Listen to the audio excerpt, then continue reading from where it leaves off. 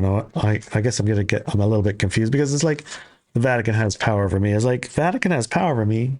Don't be ridiculous. I don't have a religious bone in my body. I don't go to church. Never want to. I looked in the Bible and I was trying to like figure out why is this the most printed book on the planet. So let me look in it and see what's in here. I love books. I read every single book in the library. Now let me try and read this one. Did you read it? I tried.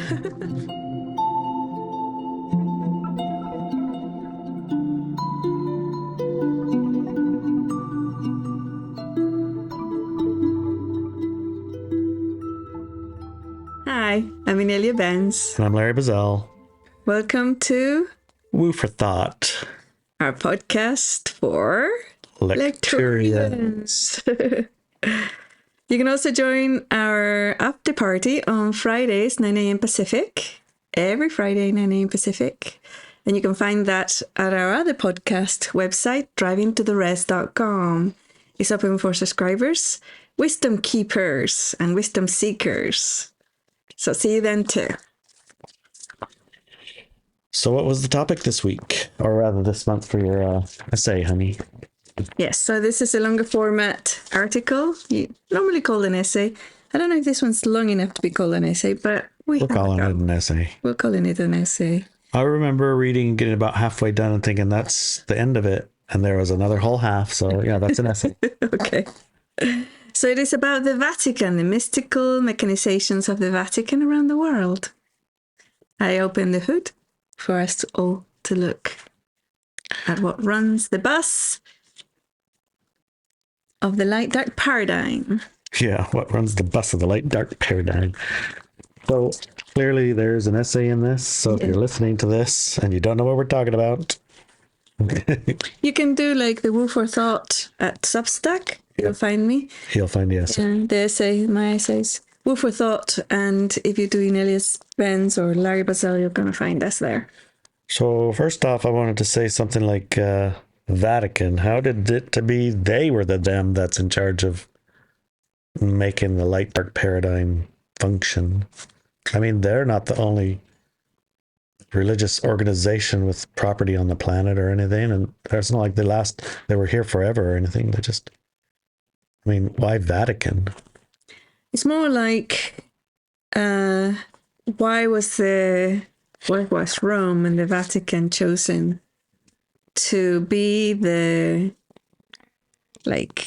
garment that those individuals who rule the world decided to wear? Why that location?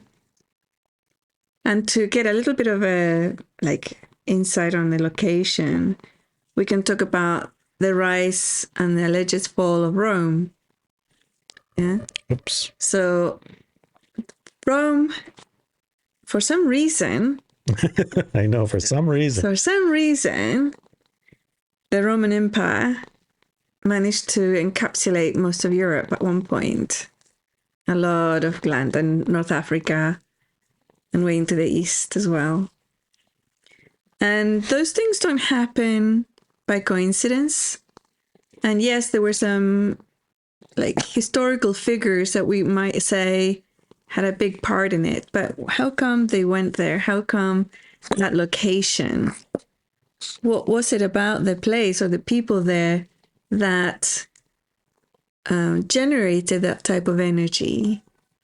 Yeah. And the energy, empire, it's like empire energy. Yeah. And you might think, oh well, after the fall of Rome, you can also see the other empires taking over. And for sure there was before Rome there was more others. And for sure you can see that there was the English or British Empire all around the world. Spanish and Portuguese, Dutch. Yeah, they went around the world conquering. We haven't even talked about Asia. The Chinese and the Mongols. Mm-hmm. Very large land masses with a centralized governing body. So the one we're talking about now is the Vatican because it's currently the one. Is the implication? If we look at historical records, we might find that the rise and fall of the British Empire was highly linked to the Vatican also. And especially the Spanish and Portuguese conquering of the world was done in the name of the Pope and of name of God, which was, you could trace it back to there. Yeah, in some degree, it was the kings and queens of Spain and England and Portugal and all those other places, right? Mm-hmm. And the kings and queens were actually empowered by the Vatican, right? Yes. And so I guess it's no small leap to go from, well, they pretended it was for Spain, it was actually for... They didn't even pretend it was for Spain. Well, they claimed it in the Queen of Spain, or for the King of Spain, or whatever, supported by... Who was created by... And also doing it for God. Who was the Vatican. Yeah. So it was just like one level of separation there, I suppose, to make it palatable, because I guess the Spanish really... Maybe not all of the Spanish were like, let's go conquer the world for Rome. They wanted to go conquer it for money and the king. And the king had the purse strings. King or queens. There's a whole bunch of queens too. Yeah. All right. Well, I guess I don't want to get mired into it. The reason it's the Vatican is because it is. Yep. For here. For now. Mm-hmm. And in the past, it might have been different. Could have been different, yeah. But right now... One of the things about, like who is fronting the conquering, right? Let's say the British Empire. They went all over the world and they pretty much took many, many sacred objects, religious objects, and took them back to Britain. Yeah. And a lot of those then went on to the Vatican. And they're kept there right now. And I'm supposing some of them were brought to other cities and then linked to the Vatican. Yes. So like this hub of all of these energy lines going from all of these cities to the Vatican. So it's like a whole bunch of lines into like London, and then from London to the Vatican, then a whole bunch of lines into like, where's that cathedral in Spain, the one they're building now? I don't know, but there's a lot of cathedrals. There's a lot of one in Russia. Yeah. Russian Orthodox. Yeah. All of those things, they're like collected and it goes on to there. So, and you can do a little bit of research about the actual giant artifact that does that using a Google map or whatever's and those street views. You can actually do that. Personally, I went to these places. And I mapped it out, right, with a piece of paper and everything else. Twice, I did Europe and the Americas. And it's like, nowadays you can do it online. You can go in and see, okay, you just put dots on all the places that are significant. And then where does that go? And you can start on either end. In either end, you can start, let's say, the capital building in California, for example, it's in Sacramento. And if you visit it, you'll see that the front door is locked. There is no front door to it. There are other doors to it. You have to go in sideways. And that is significant. Yeah, that's a significant thing. Then what's inside it, what's inside the front door, what's inside of the back door, what's inside of the open doors, all those things are significant because they show you and illustrate the flow of energy. That's very important when ruling California, for example. Where's it pointing at?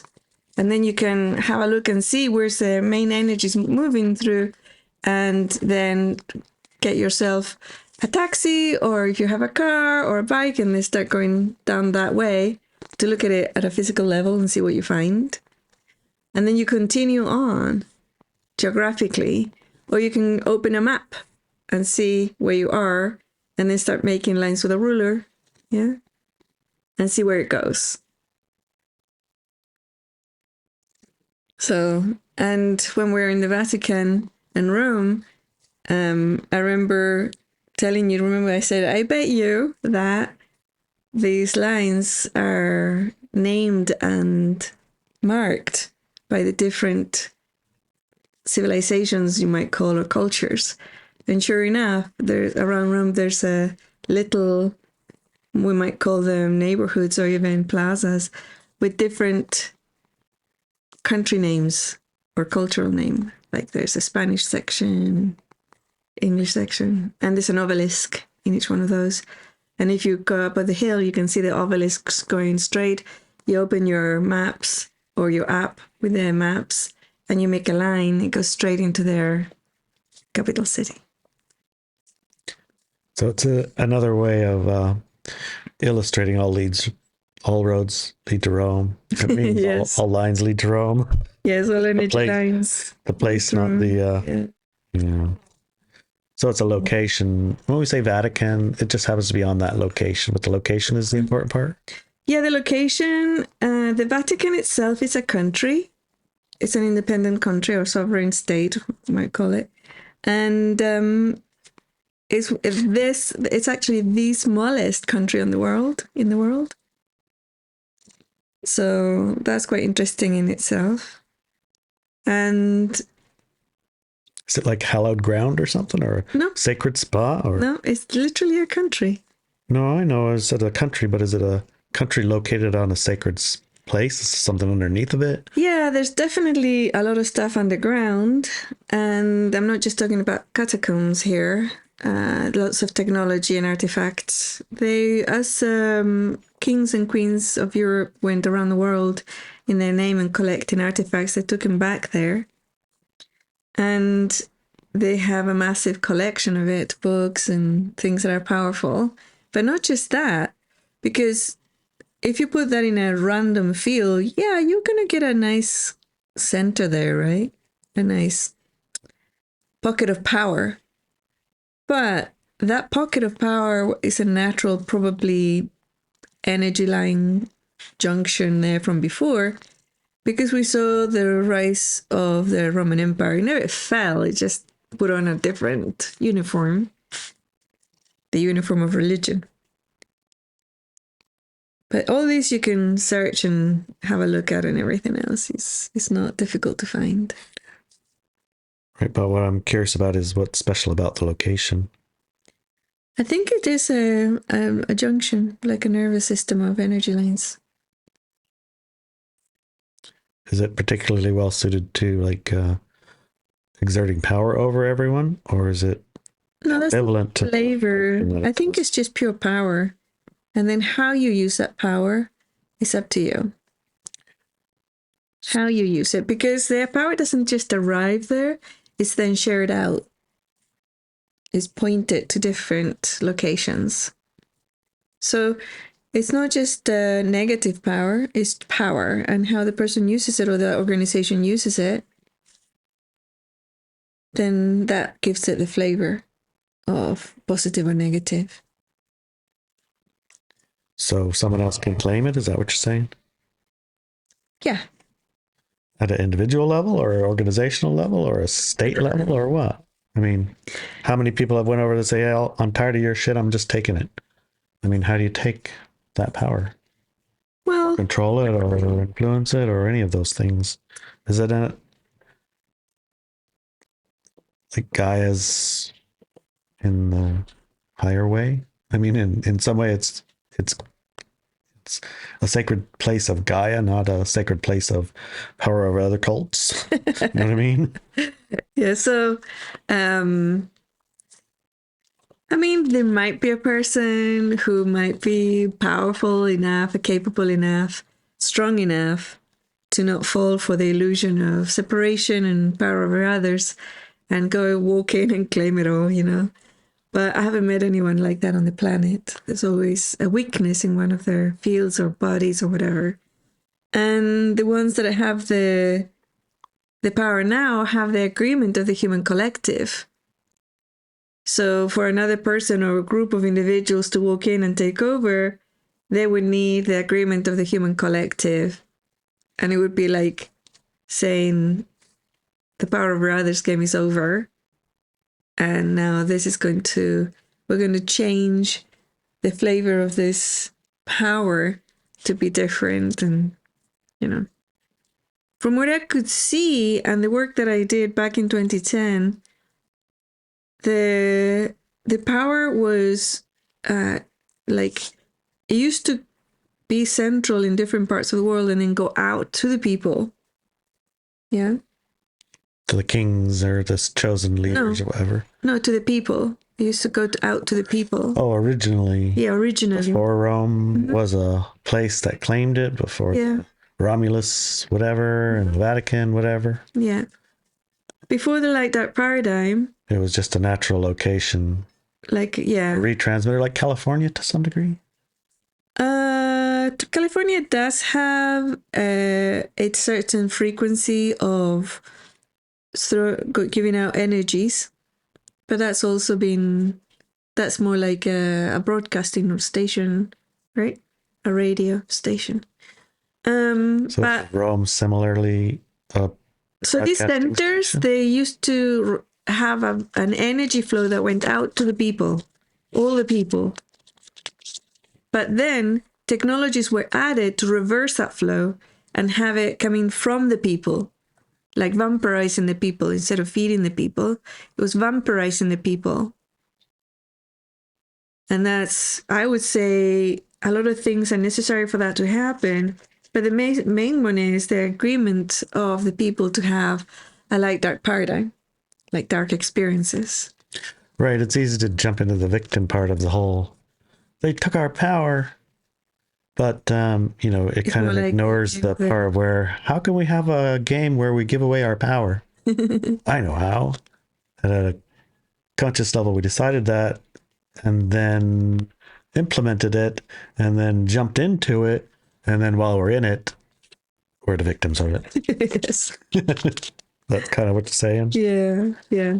So again, it's easy to get into those dirty stinkers. Mm-hmm.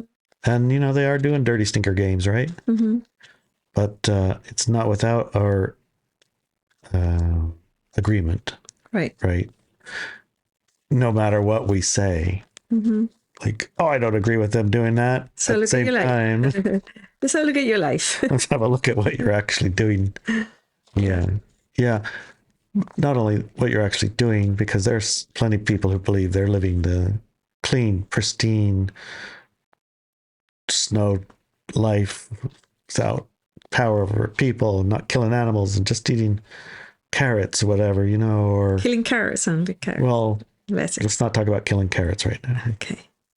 Talking about they believe they're living a life outside of all that. They're not like a part of the church. They're never baptized, or they don't believe in gods. And I don't know. There's plenty. I imagine there's people like that. And although they've been, I think, hijacked by different processes. Mm-hmm. I don't know. I guess I'm a little bit confused because it's like the Vatican has power over me. It's like Vatican has power over me. Don't be ridiculous. I don't have a religious bone in my body. I don't go to church. Never want to. I looked in the Bible and I was trying to figure out, why is this the most printed book on the planet? So let me look in it and see what's in here. I love books. Yeah. I read every single book in the library. Now let me try and read this one. Did you read it? I tried. I was like, what the is going on here? This isn't a story that's even interesting. I can't even follow this. It's like, this is purposely confusing or something. I didn't finish it. I went all the way over it. I went and talked to a preacher about, hey, what's going on here? How come I can't read it?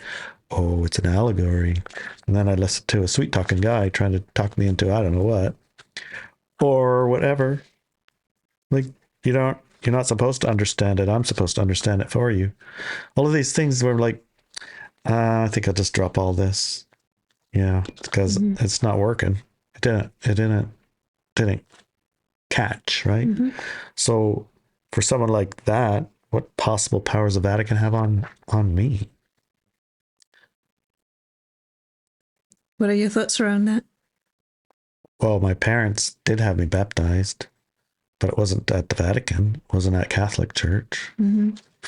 And then so that's a good point, because a lot of individuals will say, well, I'm a Jew, or I'm a Muslim, or a Hindu, or a Buddhist or something. Yeah, I'm Buddhist, or I'm of a different Christian church. I'm not a Protestant, Catholic. or the opposite of Catholic, or I'm whatever. a Jehovah's Witness. Or Yeah. American Indian church. Yes. We don't even have Jesus there. All right. So a lot of individuals will say that, although I've never seen a Native American church Native American church. have got Well, Jesus. all the Native American churches have Jesus in it now, but Yes. the original one. That's the whole point of this conversation, where it's going. So they will have God, they will have Allah, they will have the Word, they will have Jesus. Yeah. Yeah. And that's all the same energy. That's all of the same energy line. So within the Catholic Church, there are different kind of allied organizations that are legally and 100% transparent on their link to the Vatican and the Church of Rome. Right? That's why it's called Roman Catholic Church, because it's a Church of Rome. And they I don't know, there's a dozen, half a dozen, I don't remember how many of those. The rest, you can find their links by their vocabulary, their rituals, but also through these artifacts and energy lines that you can actually look and see literally in your maps. So How they get in there. some cases it's unwitting, in some cases it's above board and acknowledged, but in almost all cases it's true. They're all in some way or another linked there, whether or not they acknowledge it. So one of the conversations that happened here in the United States recently was, OMG, Trump, when he swore office, he didn't put his hand on the Bible. Right. That was a big conversation here. You may or might not know about it, right? But if you look at the video, you will see that the person standing behind him, I think it was his wife with the hat, was holding a Bible. She was holding the Bible, yeah. Yeah, she was holding a Bible. He's supposed to put his hand on the Bible she's holding. But he didn't do that, but it was in there in his field. And then he actually ended the swearing by, so help me God. Just those two things, even though you might be, oh, he's a rebel, he's not doing the Vatican thing or whatever's. Or maybe it wasn't a Christian, it wasn't, a Catholic Bible. Maybe it was... We don't even know what Bible she was holding, do we? Right? Maybe it's a You can say all of those things. But if it's a Bible, it's Catholic, or it goes back, the energy line goes back to the Vatican. Any Bible in the world, I don't care if it's Protestant or whatever, it goes back there. I mean, as a kid, I remember being really surprised to learn that Jesus was a Jew, for example, and he learned his whatever's religious upbringing was Jewish in the Jewish tradition. And I was also very surprised that some of these books, I don't know, I think the Old Testament, and the characters within them are mentioned in the Quran. I had no idea. So it's all together, it's all one thing. And it's like all the Abrahamic religions, right? Those are the Abrahamic religions, right? I think that's their name, yeah. So you can see the energy lines going back, and that the Catholic Church is the mantle that's being worn at the Vatican right now. It's irrelevant, right? It's actually irrelevant. I think actually the Pope's in the hospital sick with pneumonia. Right now? Okay. And then there's other like little centers of power. And if you go there and have an investigation about those centers, you're going to see the lines going back and connecting with each other, right? Between that location, the Vatican, and the others. And it's all for a larger purpose, is to establish and anchor negative experiences on the planet, a power over others paradigm. And it begins, and it's infused in all of society. Like, I remember when I went to school for the first time, And my mom said, you listen to your teacher, do what your teacher says. Right? And I'm looking at her going, why? So then you get good grades and you can get into university. Well, I remember being told that when I was in kindergarten so I could get into first grade. And then when I got into first grade, they said, do you need to do good so we can get to the second grade? Yeah. And then it was so that I could get into junior high school. And then it was so I could get into high school, you have to do good. And then it was so I could go to college because, I mean, it's like, what was a college for? Yeah. So that you can get a master's degree, you got to go to master's college. Like, Yeah. some of these, it feels like I'm on some kind of a mouse thing or something. Yeah. It's like, when is it ever for me to have a good life or do, yeah. change the world in a positive way or all of these things? When's that part? When do I do that part? Yeah. It was quite funny. You listen to your teacher and you'll be able to do that. Okay. If you make it through college and high school. And other people is listen to your priest. Yeah. Do what your priest says. Yeah. And the amount of fear and it's like I lived in Ireland for 9 years. And I saw people, their physical body shaking and their blood draining from their face when a priest walked into the room. What does that mean? How is that even possible? It's one of those derangement syndromes. I think it's similar. Right now they have a thing called Trump derangement syndrome. If you say his name, then it's the same effect. It's like a massive effect on people. Like mostly negative and some super positive. It's like it's like massive. Yep. So I can't even perceive it. Like a preacher from the Roman Catholic Church walked into the house here, you know what I would do? What are you doing here? What are you doing here? I was like, what are you doing here? Why'd you walk in? Yeah. Like if he knocked on the door and I opened the door and he's all dressed up in his stuff and it's like, wow, those are some cool clothes. What are you up to? Like, well, other than it's like incongruous, it would be like nothing burger to me, right? Yes. But in Ireland, you say it would be like, yeah, it'll have this giant effect. Mm-hmm. Yeah. Why? Exactly. It's a fear-based religion, and that's at the core. I mean, if you just core is hardcore, and like I saw a new church being built in Sacramento where I lived in my neighborhood, a new Catholic church. And there wasn't any Catholic church for like miles and miles and miles around the area. There was all sorts of other churches, like especially the what are those called that go door to door? Jehovah's. Yeah, a lot of those churches all over the place. There are, and they have cement cathedrals. Have you seen them? Cement cathedrals? Yeah, I remember we were driving around and you say, wow, look at that. What's that? And you go look and it's one of their cathedrals. Temples. Yeah, they call it a temple, but it looks like a cathedral made out of cement. Yeah.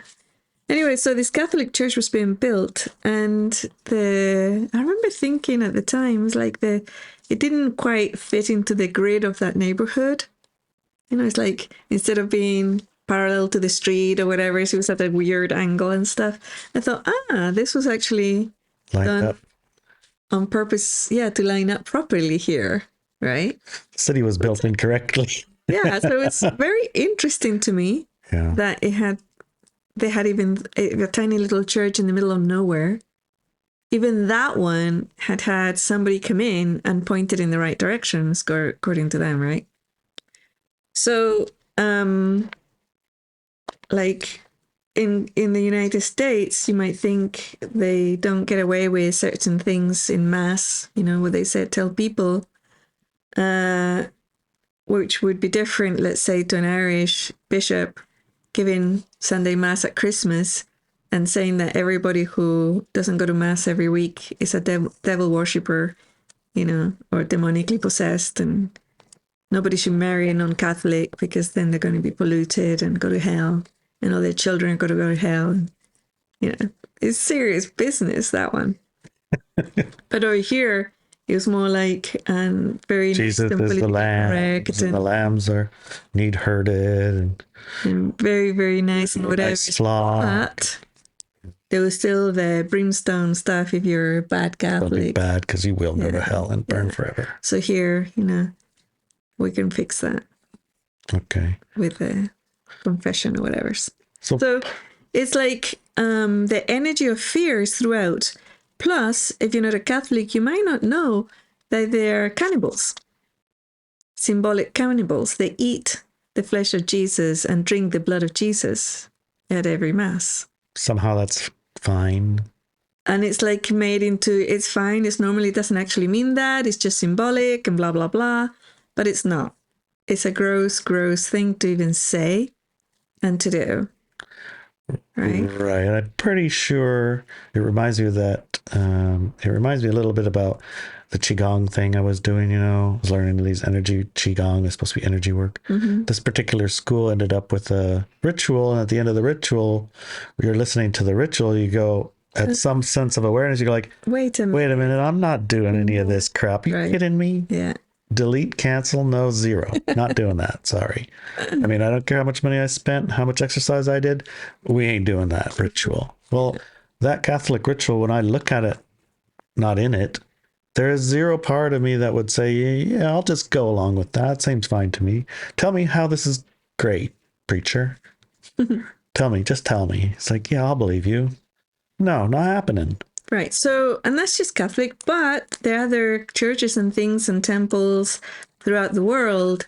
They might separate and become a different religion because they don't want to eat the meat of Christ, right? But they still have as a basis, right? This guy on the cross with blood all over the place, suffering in eternal agony. Yeah. Actually, the Protestant churches got rid of that imagery in England. Yeah. Probably because people were waking up too much. It's like, why do I want to go here? We're looking at guys bleeding all over. But if you listen to their chants and songs and their prayers, it's still all the same. It's still all the same. It's just they don't have the nasty picture. Right. Well, you go to the cathedrals in Europe and they got nasty pictures everywhere. It's plastered. Yeah. Like real nasty stuff, man. It's insane. It's insane. Yeah, right. So like hard to move out of judgment of that. But I mean, if you were going to design a machine, right, to help proliferate a game of separation and power of others, you wouldn't need these things in full force because our natural state isn't that, right? Right. So, it's like, are we picking on Catholic Church and Catholic people? That's the mantle that's being worn by the core aggregate of negative power. That is, you could call them yourself the green leaf of oak religion. I don't care what you call that. At the moment, it's called the Church of Rome. That's the mantle. Yeah. And when you say mantle, that's the... What do you mean costume. by that? That's the costume being worn. Right. And different costume was worn a few thousand years ago. And in a few thousand years, if we still, for the people who continue in the light dark paradigm, it will be called something else. But the mechanizations and the artifacts and the energy lines and the little towers of, what are those? The booster towers, or what you might call them. Cell towers and... The booster towers for those energy lines, like obelisks. Whatever, and the obelisks and the, yeah. They're there at a physical level. You can tap into them, you can see them. And when we talk about it this way, a Catholic might feel that they're being attacked. Right. And other people might feel that they're being suppressed by that church, even though they're not even though they're not at par with it, they're still messing with me. They feel attacked and victimized and all the other things. But this article or this essay is about exploration of the mystical mechanizations of the Vatican. And it's its purpose. So it is its purpose, right? So can't ignore that its purpose is that in the discussion of that. Exactly. Right? It just, that's the way it was designed. Because you spoke about something about a natural configuration and unnatural configuration of human beings. Human beings are naturally configured in a certain way. Yes.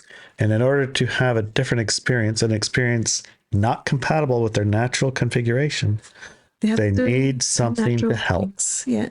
And it's help. Yeah. Help to have an experience of power over others, of victim, of aggressor, of savior, of martyr.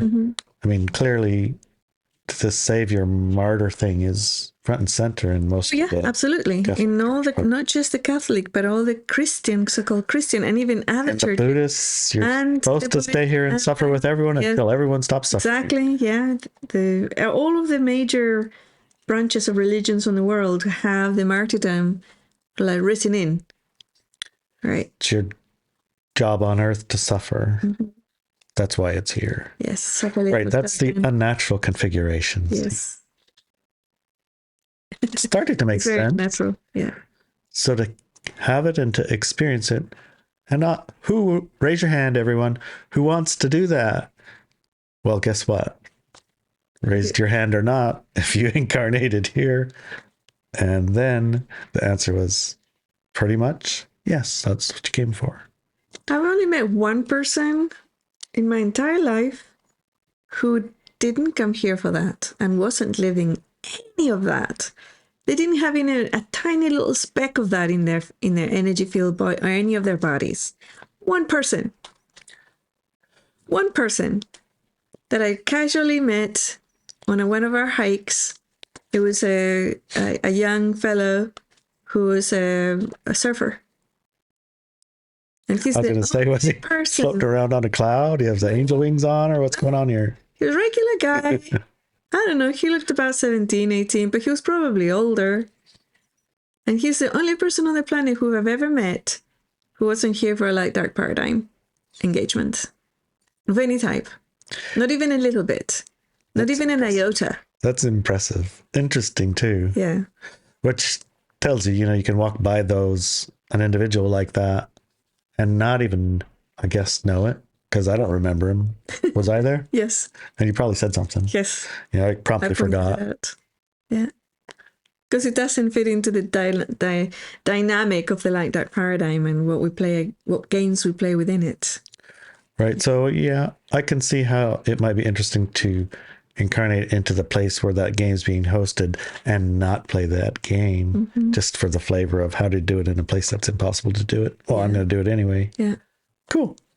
Well, it leads to one of the points you made in the essay, which is the difference in impact the Pope as an individual, let's say, has on a 5, 10, 8 billion, 4 billions of people versus the impact a waiter in Kauai has in their daily doings. So the waiter in Kauai clearly is in, I guess, a location that I think the majority of the people on the planet would consider paradise. If you were to say, I want to go to heaven, a lot of people would say Kauai is pretty close to heaven. It's warm, sandy, beach, tropical fruits that are like falling off the trees. You don't really need to go buy it, just go pick it up. Gulp. You go swimming a little ways, there's food, seafood forever. And I mean, if you got some money, well, you could make your own paradise there too. And a waiter, right, and working in Kauai at a restaurant, he's going to have free food and money every day. And the only clothes he needs to buy is shorts and a t-shirt. You've got a couple pairs of those, you're set. Maybe a bike, maybe a car, But the Pope's in the Vatican, and I went there too, right? Yes. Other people might consider that to be paradise because, it's like connected to God and the majesty of the place with its guards and its pomp and its ceremony and its all of the power objects that you could collect over hundreds and hundreds, if not thousands of years, all collected into one place. I mean, you can walk down until your shoes are worn out and still not have seen all of the objects that are collected there. Yes. Right? Yeah, and that's the ones that are for the general public to look at and see. Right, we're not even talking about the ones that you don't get to see. Remember, we listened to Diana Pasulkas explaining her access to the catacombs and the vaults and the libraries. The Vatican vault is a thing. That aren't, open to regular people. You have to have special access granted. For some areas of it, not all of it. And yeah, you don't get everything, but you can have access granted by making a request. You need to have certain credentials and you need to have a certain purpose. Right. If your purpose of investigation doesn't match with, their agenda, then it's not their agenda, it's not likely going to happen, right? Yeah. So anyway, the disparity in effect on people between those two individuals is, I mean, can you expand on that a little bit? I mean, it seems obvious on look. It's like the waiter. He's going to affect a few people who come and eat at his restaurant. But the Pope's going to affect billions of people because of, right. It's not actually the Pope because he's also just a puppet. Right. He's selected. Right. He's a puppet of the face of that power, but it's not actually the power. Right. But as a person, because I'm assuming the Pope is a human being. Yes, as a person, he can have the influence over billions of people around the world. Whether or not he's directed to. I mean, the waiter is directed also. The waiter is told, you got to wear this. Yeah. Here's the food you can offer. This is the prices. All of the things are like outside your control. Right. You just need to be clean, show up on time, and do what you're supposed to do. Right. So similarly, it's the effect of what they do, though, on billions of people, right? Yes. And you say that the reason the effect is dramatically different is what? So the power itself, the ability to do, that is held at the geographical location, which is the Vatican, and which is directed and used by the individuals who work with that power, it comes in from billions of people around the world, is huge. Huge. And that can have, of course, because of that, an effect on the planet, an effect on billions around the planet. While for the person who's working in a restaurant in Kauai, he doesn't have access to that power. He's actually giving his power away to them. Okay, so we're picking on waiters in Kauai. Obviously, they're all giving away their power, these guys. And that one of the things that should be acknowledged at some level is there's a positive effect aligning with human natural what's the word we use, their natural configuration. If you are promoting the natural configuration versus if you're promoting the unnatural configuration. So the Pope's job, right, is to promote the unnatural configuration so we can have this power over others game. And let's take this hypothetical waiter. If he was as his purpose to promote the natural configuration, would he be in some ways more powerful? Well, he wouldn't have the agreement of the people around him. At a conscious or an unconscious level. Right. Yeah. Like even if you believe, it's like the surfer who came without. Yes. Yeah. If you believe in your core that negative things make you stronger, or that it's impossible to have a world without war, you're already agreeing with that paradigm. Even if, like I was to tell you, that's just your agreement. Just an agreement. It's not actually real or true. So is it true or not true then? I've heard it say that a single person can have a dramatic effect on millions of people in the right place. Like, say, that waiter in Kauai, he's Jesus Christ himself. And now he's realized where he is. He's waitering in Kauai, and now he starts... preaching? Claiming his Christ consciousness. We got to use better words. Okay. Christ consciousness is less... drugs? Well, let's not literally go there. Let's just figuratively speaking, an influential being such as a Jesus Christ figure coming into their power. What that figure is, because we need to be quite specific here. The figure that you're using, or a Buddha, example, or a Buddha, what is it? Or a Hanuman, or a being in oneness, conscious, or that surfer himself who came for only this light. His sitting in the natural configuration, and so the natural configuration has some influence on those around you, even if they don't consciously and unconsciously agree to Yes. that experience, it still has an effect. It's the poison for the unnatural configuration. Yes, it's an antidote, you mean? It's the antidote, right? Yes. How many billions of people would be affected by somebody who placed themselves in a natural configuration? Could someone in their natural configuration influence billions of people to maybe change their agreements? They could, yeah. If they have access to the human collective's agreement for that to happen and the power to carry it out. So in the time that we're in the split, the planet itself has agreed to that shift back to a natural configuration. Yes. So it supports that waiter in Kauai, Yes. the hypothetical waiter, who carries the energy of the surfer that we met on the trail, who only came for a light experience, not a light dark. Yes. Is that the right words? Yeah. So in this time, it's possible, right? Yeah. Yeah, it is.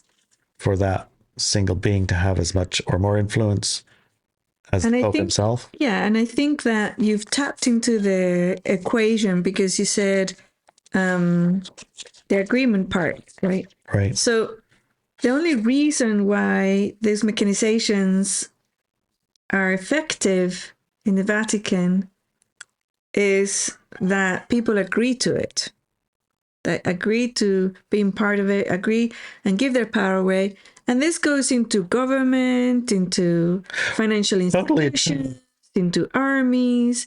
I mean, we talked about synagogues and, temples and things, but actually it's not just that. Because when I followed the energy lines, I found a mint in the middle of Madrid, and they're like, "What are you doing here?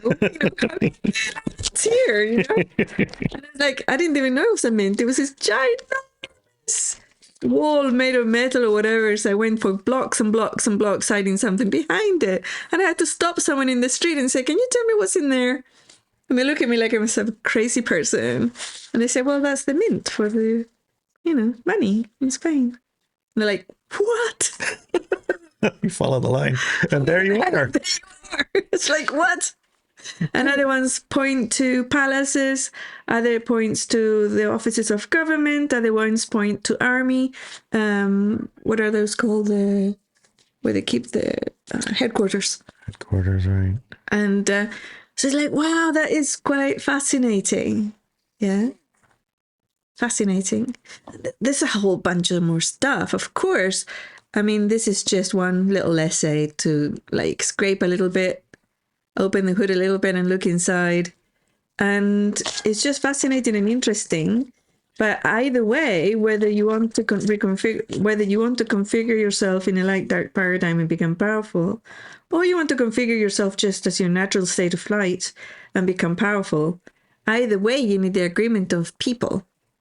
People are the ones who decide. It's the human collective that decides. It's Gaia that decides. And that's why we're having a split. Because now there's a few billion people who don't agree with war, anger, stupidities, enslavement, torture, and exploitation, and all that. They don't agree with it. And they're moving themselves out of that configuration at a conscious level. And all of my work is about that. Move yourself out of that configuration. All of it. And as soon as you move out of it, and part of it is becoming aware of the mechanizations and what happens with artifacts and power objects at a global scale, then the better. I mean, people have said, oh yeah, there's an organization, this guy is going around the ley lines and empowering them and blah, blah, blah. I just smile. It's like, whatever. That's not what it is. You can't affect the ley line. You can affect yourself and those around you by changing your own configuration out of the victim-aggressor cycle and out to power over others, stop indulging in drama and victim-aggressor stuff, and you are affecting thousands of people on the planet. Unite with others who are doing the same thing, you affect millions. You get into the full configuration and you have an interest in making it the normal on the planet, you affect billions. that lad that I met, he had no interest in engaging in any of it. He was just living in the light paradigm, right? And the dark part of the light, I mean, the dark paradigm, just like he ignored it completely. It wasn't even part of his interest, even. He's here to serve. Interesting. Yeah. One other thing I want to touch on before we finish up here is the mantle or the clothes or the whatever you would call it of the beings that put on the Vatican, put on the Pope or the Holy See or whatever. The ones who use that power, I suppose. Is that the way that you would? Yeah, the ones that are in charge of it, I guess. Are those human beings? Not all of them. Well, I kind of thought not. Because it's hard Like I for would human say, beings to literally do that to human beings. It's like it is that unnatural configuration. In order to do that, you probably need someone who that's not an unnatural expression. exactly, it's a natural expression of themselves. Yeah, I would say that the ones who actually rule that whole thing, it's a handful of individuals, and not all, I would say probably 90% of those individuals are not human. Mm. They're literally dark entities or dark beings. Some of them have physical form, some of them don't. So are these the beings who get fed by the poisonous to humans' thoughts? Right, in our essay you said there were thoughts that were poison to us but are nectar to them. Yes. And there are things that are Exist without the humans having negative emotions, thoughts, and actions. They literally cannot exist here. They're not natural to this universe. but they were invited here. Yes, they were invited here. Well, they offered it, and people said yes. Yeah, so offered and agreed. Yeah, and that's the dynamic in everybody's life. It's Offered and agreed. offered and agreed. Yes. And so in order for this to work, they need to be fed by the offer. We offer you the opportunity to experience this type of a environment. Well, you need to be experiencing it in order for us to exist, Right. to persist. And so what do they kind of look like if we were to imagine them when they're like feeding or eating or enjoying these dramatic thoughts that you're manifesting into physical reality? Like, let's go beat up those guys over there who don't think like us. Like you start thinking of that and justifying how righteous it is to get rid of those brown people or those not brown people or those orange ones or those ones with funny hats or whatever. Yeah. It's like, yeah, we probably should. That's the best way because they're animals. So when you're having those thoughts and you're righteously agreeing with, Just like there's billions of people on the world, yeah, there's billions of those creatures of different levels of power, I suppose. And they're everywhere. And they when a visible person everywhere? has, to some people they're visible, but not the majority of people ignore that, like that they're there. So most people choose not to see them. that's the thing. They choose not to see them, right? Right. They're sitting right there and they look disgusting or whatever they look like. I don't know what they look like, but because of the structure of the Vatican, of the power of others or the agreements and the et ceteras, they're invisible to you. Because probably if they were visible to you, you couldn't go ahead and do that. You wouldn't feed them, right? Wouldn't. So they live in a power over others paradigm themselves. They are that paradigm. They exist in that paradigm. They can only exist in that paradigm. And then there's the bottom feeders, and then they go higher and higher in their own hierarchy until they get to the one that says, I rule the world, right? Yeah. Well, it's a power over others, so somebody needs to be in power. Right. Okay. And even the one that says, I rule the world is scared of another one taking over, or even that can rule many worlds or a whole universe. Even that one is afraid of that, right? Yeah. Because they cannot exist outside a power of this paradigm. So to some degree, then, if I understand it correctly, part of the agreement with the Vatican power structure is that these beings have a cloak to make them invisible to us, because in our natural configuration, it would be impossible not to see them, right? I've seen one of these guys walking among people in a building, not even hiding their true like, what's it called? Form. And people didn't, like, it was funny because most people would try not to look at him. Like, unconsciously, like, look away when he was walking by and stuff. But even I could tell that people who did see him, like the doorman, they didn't see his true form.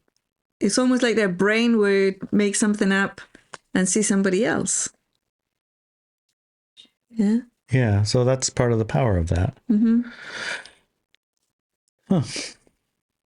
And so, so I was with a friend at the time, and yeah, this guy was way older than me. It's like he's like, I don't know, 20 years, maybe 30 years older than me. We worked together in a company, and we walked in to this building. I can't remember where he was taking me. It was taking me somewhere. I can't remember where. And he sees him, and I could tell that this guy can see this other guy, right? And I look at him too, and this guy grabs me, turns me around, and we leave. And I'm like, okay, what's going on, right? And so we were outside in the street, and funnily enough, this was in Dublin. We're in the street and says, well, what happened? Well, you scared of him or something? And he says, oh, I don't want him to see you. And I said, why? Because he's gonna, like, you'll be a tasty little morsel to him. And I don't want that to happen. I wanted to show you the other thing. I don't want him to see you. And I was like, yeah, okay, sure. You can show me the other things. They had power objects and things in that building. And he was telling me about a meeting where they were learning and were actually practicing walking through solid walls. And he wanted to show me some of the artifacts they had. Well, so that sounds pretty cool. Yeah. Way more cool than being a tasty morsel. Yeah, but he was deeply in the hierarchy of the dark workers, right? Uh-huh. So, yeah. But even then, as a part of that dynamic, he immediately did not want me to be, in his words, be consumed by the other guy, the one that was not human. And I was fine with it. It's like, sure. I mean, I was kind of illustrates agreement, right? 24 or something. Yeah. What? It kind of illustrates agreement because you don't have that agreement. I wasn't bothered about the other guy at all. Precisely, not even a little bit. Precisely my point. Without your agreement, he couldn't. Right, he couldn't. And I mean, not just like, oh yeah, you can. Oh no, you can. I mean, your full incarnated agreement. Right. The real agreements that you have, not the pretend that you say no when you actually have 1,000 yeses agreement. Mm-hmm. Yeah. Right. Yeah. So that's kind of why the dark boy led you away from it anyway. It's like the configuration doesn't allow that orchestration to occur. Exactly. Right. Yeah. Yeah. Because I was still very young and a little bit, not very street smart. So it was very possible. But that wasn't in the strongest part of my incarnation. But it still didn't orchestrate it, even when you're exactly. There was not agreement, right? Yeah. Then, So I'm going to go out on a limb here because the limbs are blowing around a lot and say that even without our agreement, like if we are agreeing to opt out of that agreement, I don't know how you would say it. We're not necessarily going to go around seeing all these non-human dark beings, because probably if we saw them, we would be shocked. We might lose our solidity of our agreement. It's like, oh shit. Yeah. Look at that. Oh my God, we're totally fucked. Yeah. I mean, you would go right into despair if you probably could see them all. Right. I mean, I did meet somebody in a different situation. This was mostly what you might call the astral world, maybe. And there was this building where a very extremely dark person lived. Extremely dark person. And even as a little kid, I would go to that building. I would look outside of the grounds on a wall. That's as close as I could get as a little kid. But I went to there like throughout my life in that state, right? So I would look in, and I remember as I was getting older, I knew I had to get into that house, even though it was scary like crazy. Like there were zombies and monsters and all those suckers everywhere. And I remember I think I might have been 12 or something. I managed to climb over the wall, and I fell over to the other side and hurt myself. That was the first clue, right? And then as I was trying to walk towards the house, there was this swamp thing. And it was like trying to walk on the swamp, and it would get like clunk, clunk, and it was nasty, horrible swamp full of dead things. And eventually I go, okay, I'm out of here, right? I can't get close. I don't have time. I know there was always like a hurry, and I couldn't get there. I just couldn't get there. And I tried for years. And I just sat on the wall looking inside and looking at that building, because there was pure evil in there. It was just pure evil. And you might think, why would Inelia do that? And it was part of my own journey, right? It was part of maybe preparing me for what's coming and what was going to happen later, or because it was there and I was very curious. You know, you could say a lot of things around that. Anyways, I was in my late 30s or early 40s when I finally was able to walk in. And I was walking around going, this is interesting, right? The power went out. Yeah, the power just went out. This is interesting. And I remember thinking like things like, this is what evil feels like against your skin and things like that. You know, it's very neutral. Right. And there was the outer wall, and I got through, and I managed to find the path to go to the house. And there's another kind of garden wall around the main house. And there was a man there. And this man could see everything just like I could. And I knew it was a real person. And I go up to him, and he's looking at me, you know, and first he was like a cross in front of himself. And I said, it's fine, you know, I'm friendly. Nice. And he goes, oh, okay. And he says, we have to get in there. We have to destroy that being. And I look at him and says, how are you going to do that? And he said, well, I have my Bible, and I have my cross, and he showed me some Jewish symbology, some Hindu, some Buddhist. Yeah, he had a Buddhist, he had a Buddha statue and sword of Excalibur. A sword. I don't think he had a sword. Wow, jeez. But he was like covered in these things. It was hanging all around him in little bags, and he had 3 or 4 in each hand. And I said, I just have to get my strength enough to get in there. And I look at him and I say, do not go in there. I don't care what you see, hear, feel, sense. You stay out here. You do not cross that gate. Do you hear me? Do not go in there. And it's like, okay. I think I want to, but I don't.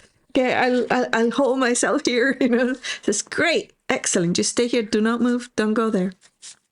Anyways, I went in, and, you know, I had an encounter with the being that lived there. And I have talked about that before, what happened and everything else, right?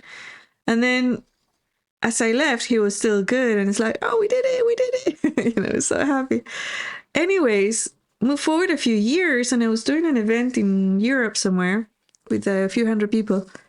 And suddenly this man comes running up to me, and he says, it was me. And I look at him and I go, oh my God. It's like, it's you. And he says, oh, thank you. You remember me.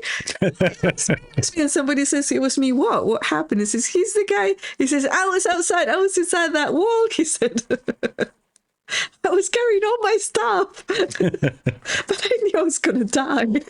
But it was worth it. But I had to do it. Somebody had to do it. Someone had to do it. And I thought it was me. I thought I had to do it. But then in the end, he said it wasn't me, but still. And he is the same guy. He had the same face, body, like looked the same type of clothes. It was that same guy. It was literally the same guy. That's hilarious. Yeah, that was quite funny. Quite cool. Yeah. So the mechanizations of the split or the movement of the human collective to a natural state are large. They've been happening for many years.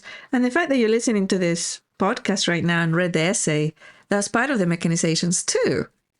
To become clear, informed, and know what to do around these things, and that you're not a victim actually, right? Or rather, you're a voluntary victim.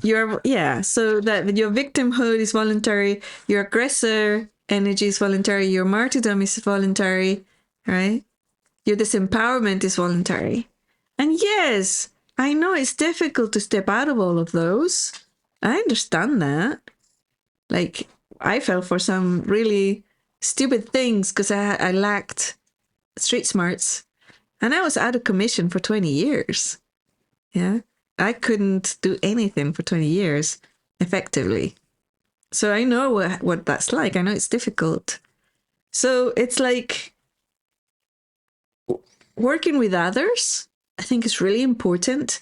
And that's why we have the Wisdom Keeper Hour at Driving to the Rest, because then you can join that conversation and make allies to explore much larger dynamics than just, what type of bread or carrot are you going to eat? Yeah. Right. Sometimes we do talk about that. Yeah, we do. We like our carrots, So, especially the purple ones. So go to drivingtotherest.com and subscribe for the second hour, the Wisdom Keeper Hour. Yep. So you can continue this conversation. All right. I'll see you there, honey. See you there, honey. Friday in the morning.